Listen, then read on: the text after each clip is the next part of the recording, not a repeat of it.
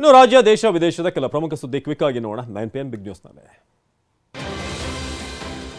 ರೇಣುಕಾಸ್ವಾಮಿ ಕೊಲೆ ಪ್ರಕರಣದಲ್ಲಿ ದರ್ಶನ್ ಜಾಮೀನು ಅರ್ಜಿ ಮುಂದೂಡಿಕೆಯಾಗಿದೆ. ಎಸ್ಪಿಪಿ ಪ್ರಸನ್ನಕುಮಾರ್ ದರ್ಶನ್ ಅರ್ಜಿಗೆ ಆಕ್ಷೇಪಣೆ ಸಲ್ಲಿಸಿದರು. ಬಳಿಕ ದರ್ಶನ್ ಪರ ವಕೀಲ ಸುನೀಲ್ ಮನವಿ ಅವರು ವಾದ ಮಂಡನೆಗೆ ಕಾಲಾವಕಾಶ ಕೇಳಿದ್ರು. ಮನವಿ ಪುರಸ್ಕರಿಸಿದ ಕೋರ್ಟ್ ಸೆಪ್ಟೆಂಬರ್ 30ಕ್ಕೆ ಜಾಮೀನು ಅರ್ಜಿ ವಿಚಾರಣೆ ಮುಂದೂಡಿತು. ಮತ್ತೊಂದು ಕಡೆ ಪವಿತ್ರ ಗೌಡ ಜಾಮೀನು ಅರ್ಜಿ ಕೂಡ ಅವತ್ತಿಗೆ ಮುಂದೂಡಲಾಗಿದೆ.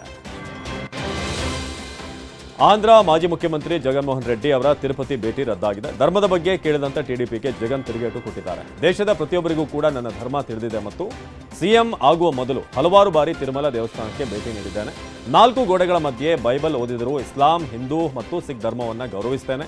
ದೇವಸ್ಥಾನಕ್ಕೆ ಹೋಗದಂತೆ ತಿರುಪತಿಯಲ್ಲಿ ಸಾವಿರಾರು ಪೊಲೀಸರನ್ನ ನಿಯೋಜಿಸಲಾಗಿದೆ ಅಂತ ಹೇಳಿದ್ದಾರೆ. ವಿಪಕ್ಷ ನಾಯಕ ರಾಹುಲ್ ಗಾಂಧಿ ಜಮ್ಮು ಕಾಶ್ಮೀರದ ಬಿಸಿನೆಸ್ ಮ್ಯಾನ್ಗಳು ಮತ್ತು ವೃತ್ತಿಪರರೊಂದಿಗೆ ಸಂವಾದ ನಡೆಸಿದ್ದಾರೆ. ಇಡೀ ಸಂವಾದದಲ್ಲಿ ಜಮ್ಮು ಕಾಶ್ಮೀರದ ಜನರ ಮಾತುಗಳಿಗೆ ಉತ್ತರಿಸಿದ್ದಾರೆ. ಈ ವೇಳೆ ಮೋದಿಯ ಏಕಸ್ವಾಮ್ಯ ಮಾದರಿ ಉದ್ಯೋಗ ಕಸಿದುಕೊಂಡಿದೆ.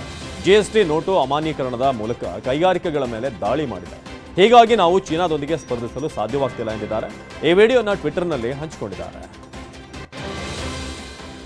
ಕೇರಳದಲ್ಲಿ 2ನೇ ಮಂಕಿ ಪಾಕ್ಸ್ ಪ್ರಕರಣ ದೃಢಪಟ್ಟಿದೆ. ಎರ್ನಾಕುಲಂ ಮೂಲದ ವ್ಯಕ್ತಿಯೊಬ್ಬರಿಗೆ ಪರೀಕ್ಷೆ ನಡೆಸಲಾಗಿತ್ತು. ಆತನಿಗೆ ವೈರಸ್ ಪಾಸಿಟಿವ್ ಬಂದಿದೆ. ಆರೋಗ್ಯ ಇಲಾಖೆ ಪ್ರಕಾರ ಸೋಂಕಿತ ವ್ಯಕ್ತಿಗೆ ಆಸ್ಪತ್ರೆಯಲ್ಲಿ ಚಿಕಿತ್ಸೆ ಕೊಡಿಸಲಾಗ್ತಿದೆ. ಇದಕ್ಕೂ ಮೊದಲು ಸೆಪ್ಟೆಂಬರ್ 18ರಂದು ಯುಎಇಯಿಂದ ಇತ್ತೀಚೆಗೆ ರಾಜ್ಯಕ್ಕೆ ಮರಳಿದಂಥ ವ್ಯಕ್ತಿಯೊಬ್ಬರು ವೈರಸ್ ಅವರಲ್ಲಿ ದೃಢಪಟ್ಟಿತ್ತು.